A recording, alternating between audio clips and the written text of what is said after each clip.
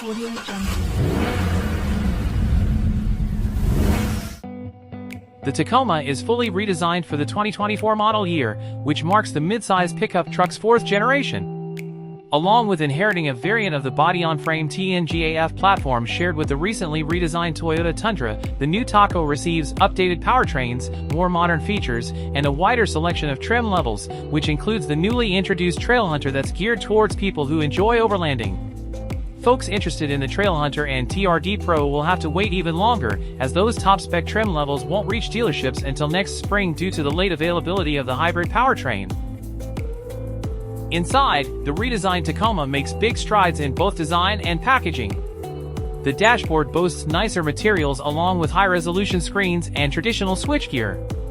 While most Tacos have a 7.0-inch digital gauge cluster, TRD off-road models end up feature a larger 12.3-inch all-digital unit.